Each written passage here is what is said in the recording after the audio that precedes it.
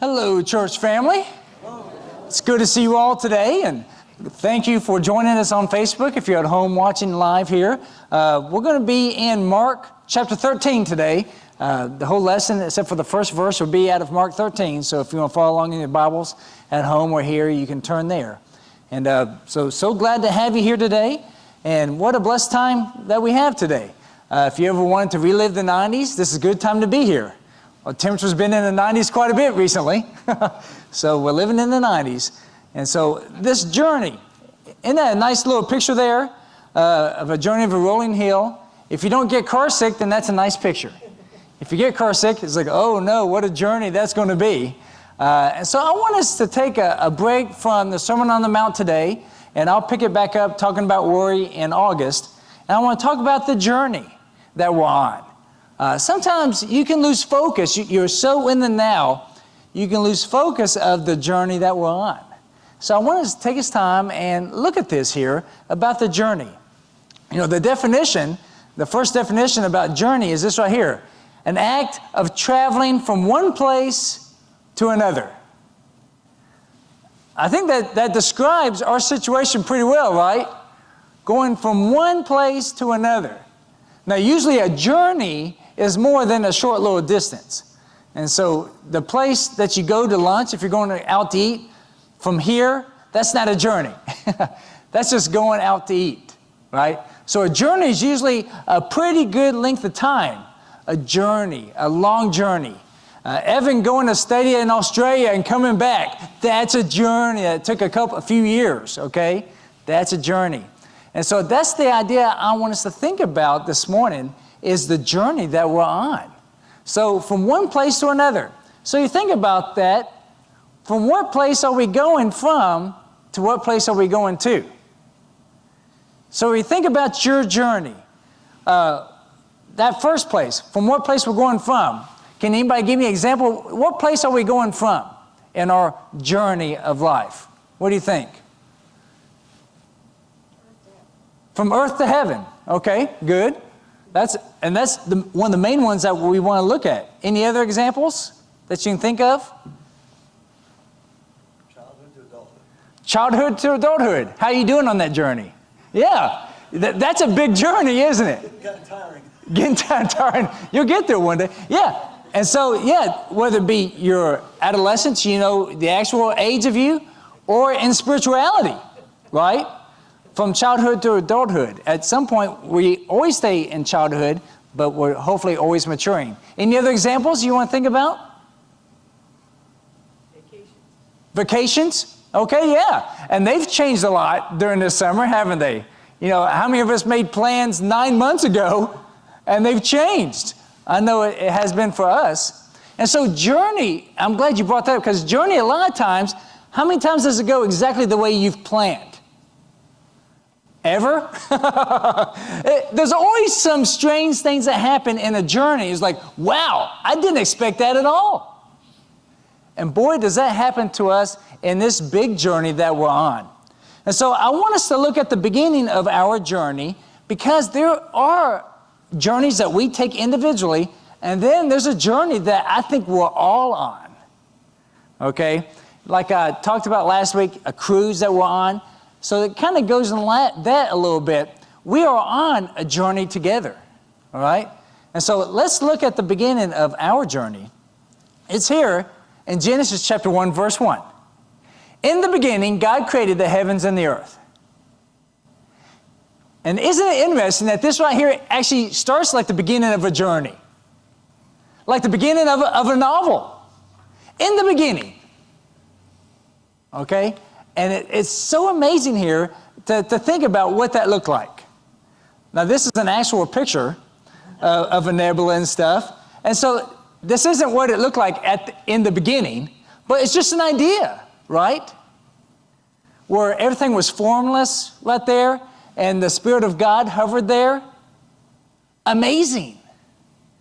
But this was a beginning. Beginning of what? The beginning of the journey of mankind. And so we have been on this journey longer than we've been in existence. And yet, we are in this journey. We're in this journey. And it's interesting that our journey is but a part of God's journey. God's been around longer than we have. God is timeless. God is infinite. And so our journey is but a span of God's journey. Our whole story is a part of God's big story. And so it's interesting, isn't it, how our journey is but a part of our journey, and our journey, like me, David Edmonds, and you, Mike, and everybody else, your journey is a part of a greater journey. And then you have journeys along that journey as well. And so I want us to understand about the parts of this journey, okay? The parts of our journey right here, of course, there's so many of them, right? Look at this car here. There's lots of parts there. And you may think, how in the world are we going to put that together? And depending on who's put it together, you may think, I don't want to ride in that car. You want a professional put that together, right? Because it's not enough that you have those parts. You have to put them together in order accurately and make sure they're nice and tight in order for that to work. So let's think about the parts that we have on our great journey here. We have creation, the flood, Abraham and how God was going to bless all mankind through him, and of course, Jesus. Now, there's a great many more parts I could talk about here. Just like the car, there's so many parts. There's big parts, the frame of the car, the tire, and these little nuts and bolts that you can't even see in that picture there very well. Likewise, on our big journey here, there's big parts like Abraham, and there's tons of little parts. Your part, right? And so you may be a screw, so a screw loose, that may be you, all right? But there's so many parts here about putting this together. And so it's easy to focus on your part, isn't it? It's so easy to focus on your little part and say, okay, this is the most important part of the whole journey. But it's just one part. It's just one part of everything. And if you just focus on your part, it's easy to miss the big picture. And I see this happening a lot today, that everybody's focused on this part right here. Let's say this year, this month. And this is everything that's important, is what's going on right now. But when you see the journey is a millennia, is a few millennia. It's the whole time that we've been here. So you can see, if you focus on just your part, you miss out on the journey. It's like if you're on a journey, on a vacation, going someplace, and you've made a stop at a restaurant. And if you stay right there in the restaurant and never get back in the car, then you're going to miss out on the journey, because you never pass the restaurant. And I'm afraid so many people are going through that now. They're focused on one part of the journey and can't get past it. And let's say 2020, let's say we've jumped into 2030, and there's a lot of people that are staying in 2020. They don't move past it. Can you see that happening? People are talking about 2020 and 2030. It's like, let's get past it. For you may already have gone past it. I want to get past 2020 already. And there's a lot of people in this way. They miss the big picture because they focus on so much. So let's look here at Mark chapter 13, verses 24 through 27. But in those days after that tribulation that Jesus talked about, the sun would be darkened and the moon would not give its light. And the stars would be falling from heaven, and the powers that are in the heavens will be shaken. Then they will see the Son of Man coming in clouds with great power and glory. And then he will send forth the angels and will gather together his elect from the four winds, from the farthest end of the earth to the farthest end of heaven. Now, Jesus here is trying to help the apostles and the disciples there with him to understand the big picture. It was so easy for them to focus on what's going on right then. As Jesus is teaching them, he's soon going to die. And so the truth is, Jesus is going to be coming back. Jesus isn't talking about that, isn't talking about his death, but he's talking about the big coming back that's yet to happen. And so Jesus is good, and he's trying to prepare us and helps us to understand. So the built car with all those parts is Jesus. Okay? That image there, once all those pieces come together, the whole plan of God of our journey is a wonderful functioning Messiah, Christ, who saves us and takes us from one point to the other. Because that's the only way to go through this journey, is to have Jesus to take us from one place to the other. So isn't that good that we have a mode of transportation? All right? But it's complex. And there's parts on this journey that we need to learn. So people on a journey, on a long journey, have to learn and be resilient. They have to adapt. Because the journey that you're on is not going to always go the way that you think it will, or the way that you think it should. There's going to be curveballs. There's going to be road closures that you're not aware of, and you're going to have to take detours. But the goal of a journey is to get to the destination. Okay? Some people say the joy of a journey is the journey of itself. There's some truth there too. But if you don't get to the destination, then the journey is a failure. Okay? So our journey, like Judy said, for us to get to heaven. If you don't get to heaven, then your journey is a failure. Because that's the goal of your journey, of all of our journey, is to get to heaven with Jesus being the car. This good statement by George here is, those who do not remember the past are condemned to repeat it. Okay? And so this is good for us to know. And we need to understand this on our journey. And if you're someone who are focused right now on the here and now so much that you don't pay attention to the past, it's to your own failure. Because if you don't learn from other people's mistakes on the journey where they got sidetracked, then you're probably going to get sidetracked like them, at least some of them. Okay? Now, do you know what this is? Who knows what fruit this is? Danny? It's a fig. That's right. So this is a fig tree. I've tried growing a fig tree and failed. Maybe I'll try again and maybe fail again. But yeah, it's a fig. How many of you ever had a fresh fig? Okay, quite a few of you guys. It's wonderful, isn't it? Very delicious. These grow very well in Armenia. And so the green are not ripe, and that nice purple or nice plump, juicy, ripe right there. They're wonderful. Well, Jesus gave us this passage, this parable here in Mark 13, 28 through 32. Now learn the parable from the fig tree. When its branches has already become tender and puts forth its leaves, you know that summer is near. Even so, you too, when you see these things happening, talking about the tribulation, recognize that he is near, Jesus, right at the door.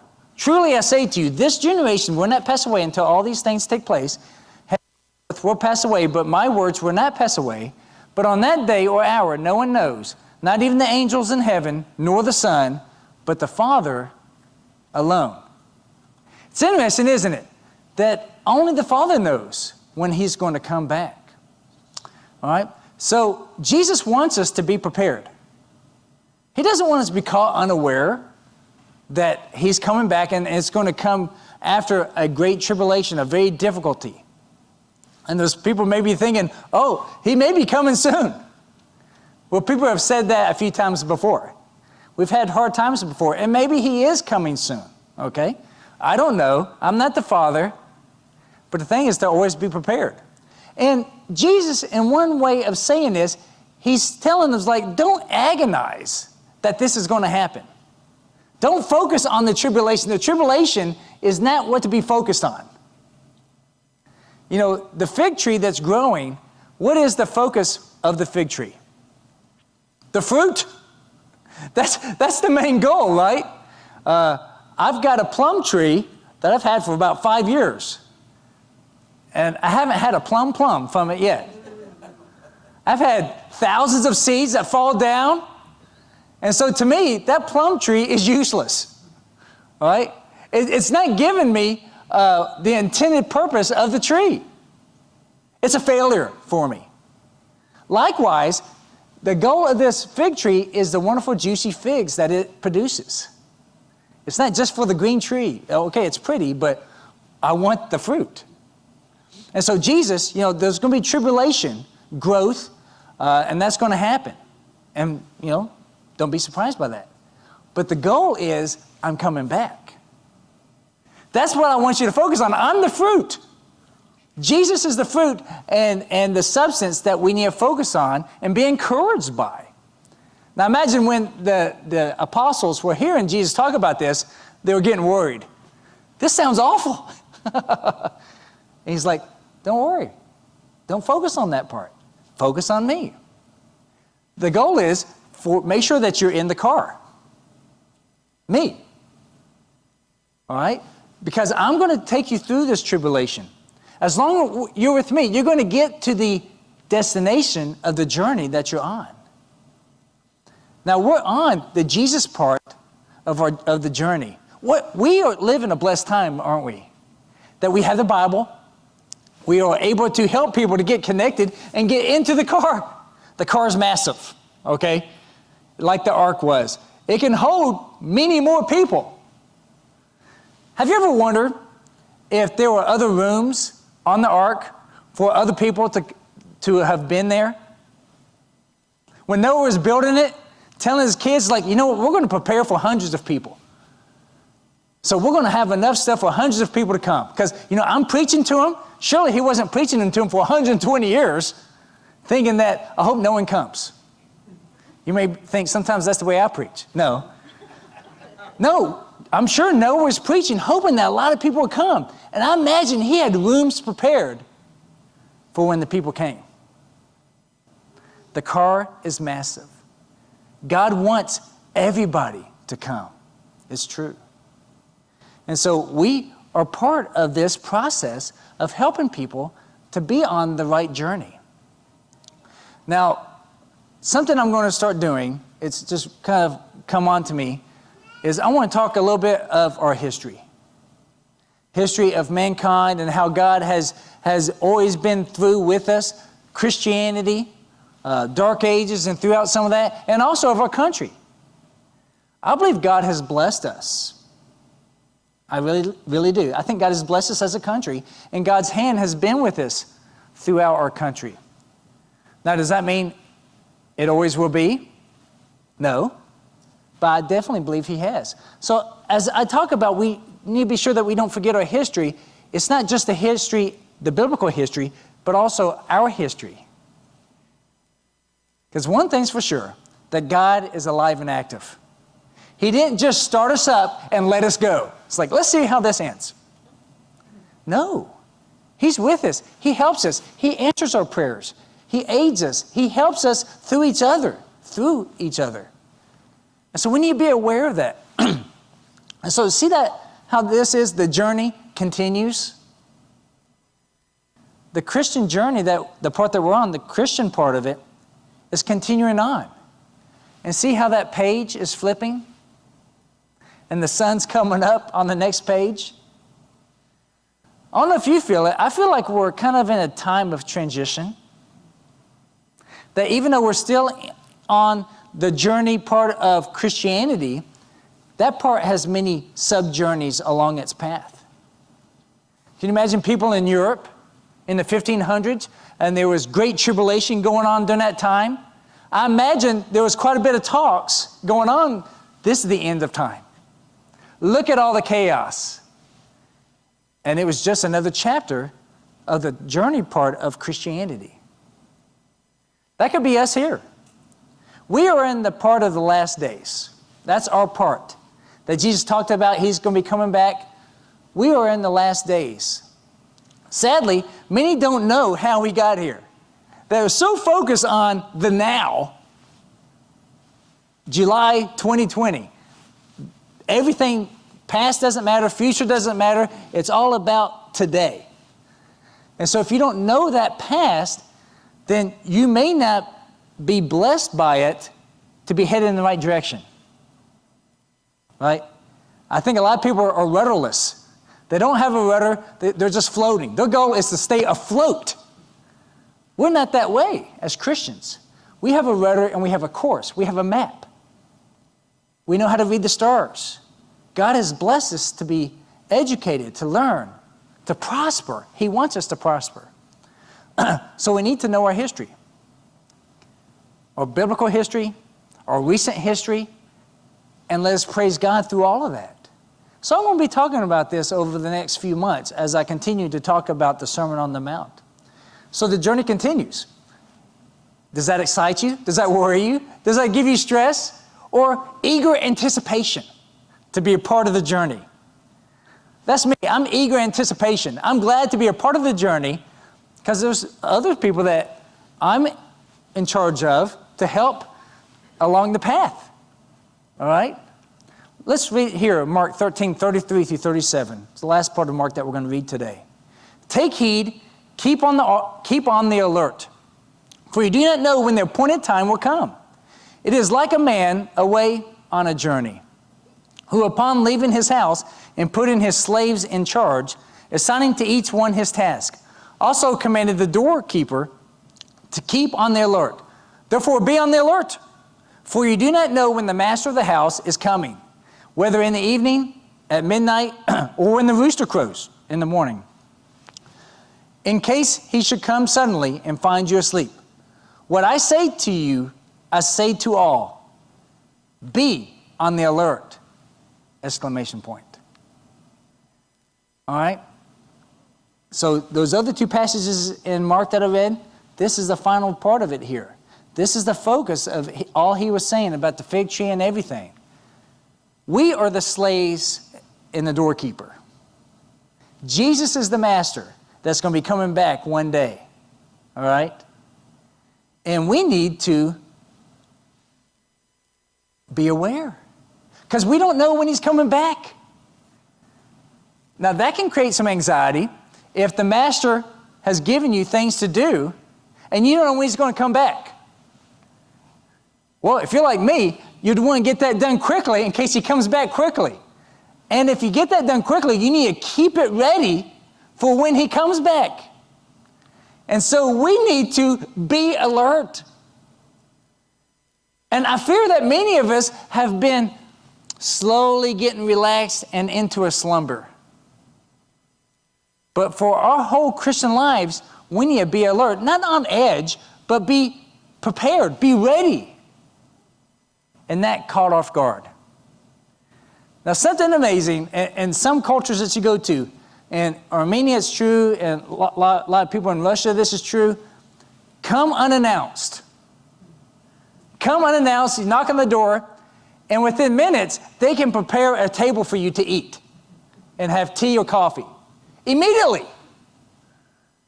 You know, they didn't know I was coming, but they're always on alert. It's like, did you have this ready? It's like a kid's, tea set. Okay, here we go. I'm ready for you. Instead of it's not plastic, it's real. Now, maybe if we did that nowadays, it was like, oh, I didn't know you're coming. Let's go to Dairy Queen real quick. But that's a different culture. They were always prepared for visitors. Likewise, we need to always be prepared when Jesus comes back. And when he comes back, yes, Jesus, my spiritual bags are packed. I'm ready to go. I've been waiting for you eagerly. I'm so glad that you're here. Or will you feel, no, Jesus, today's not a good day. Well, if that is your remark, he's not going to wait any longer, because God has prepared a day, and that day's coming. After today, that day is one day closer. And whether you believe that this is signs of the times are coming to an end, like the fig tree sprouting for summer, or these are just more bad times, either way, you need to be alert. So wake up, be prepared, get your ship in order, because we need to always be alert, not just for yourself, but for those around you as well. Well, if you're not alert, if you're not prepared, this is always a good day to get prepared for the coming of the Lord. Come get baptized and be saved and be in the car with Jesus. Or perhaps you're just not right yet.